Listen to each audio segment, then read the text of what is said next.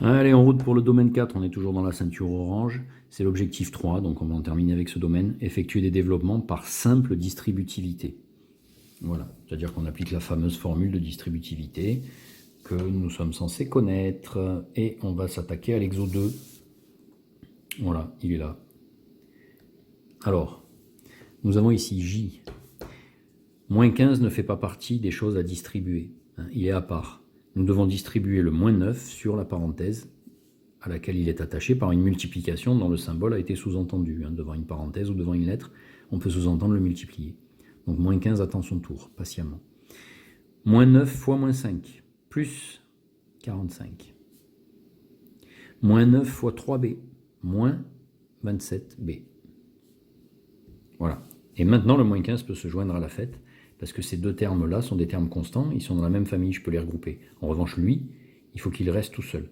Et on va prendre une petite habitude, c'est de mettre le terme qui contient la variable devant. Donc moins 27b, et là, moins 15 plus 45, je garde le signe du plus grand, parce que j'ai deux nombres de signes contraires, c'est plus, et j'effectue ma soustraction sur les distances à 0, 30. Voilà la forme développée et réduite et ordonnée de cette expression. Alors, la suivante. La variable s'appelle y cette fois-ci, mais comme on l'appelle, c'est pas très grave. Le moins 2y attendra son tour. En revanche, je dois distribuer le moins 3 sur la parenthèse qui le suit, donc sur chacun des termes, 2y, puis moins 4.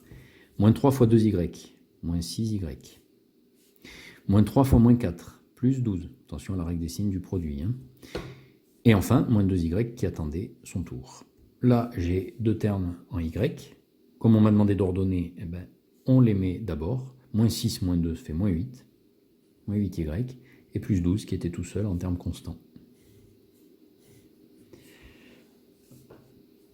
Ensuite, même chose là, je vais pouvoir développer ça. C'est-à-dire le moins 4 va venir multiplier le 6 puis le moins 3x. Et lui, il attend son tour. Tranquillou. Voilà. Alors moins 4 fois 6, moins 24. Et moins 4 fois moins 3x, plus 12x. Les 12x, ça m'en fait 24. 12x plus 12x, ça fait 24x. Et pas 0. Attention à ceux qui ont pensé 0. Petit chenapan. Et le moins 24 qui est là tout seul. Hop là. Ça y est, c'est développé, réduit et ordonné. Celle-là, il y a lui qui va attendre son tour. Ça, c'est déjà une mini-forme développée. Ensuite, je vais distribuer le moins 6 sur la parenthèse qui suit, qui s'arrête ici. Donc, moins 6 fois 3, et puis moins 6 fois moins 2y. Et enfin, je vais développer le plus 4 sur la parenthèse qui suit, c'est-à-dire sur le y, puis sur le moins 1. Donc, ça me fait 4y. Moins 6 fois 3, moins 18. Moins 6 fois moins 2y, plus 12y. Plus 4 fois y, plus 4y. Plus 4 fois moins 1, moins 4. Hop, enfin, je me décale un peu, sinon vous n'allez pas voir la fin de l'expression. Les y, attention, j'en ai 3. J'en ai 4 plus 4, 8, plus 12, 20. 20y. Les termes constants, j'en ai 2. Moins 18, moins 4, je garde le signe commun et j'additionne les distances à 0. Moins 22. Voilà. Et la dernière, alors la variable cette fois s'appelle t, pourquoi pas. Donc 5t au carré va attendre son tour. Il n'est multiplié par rien.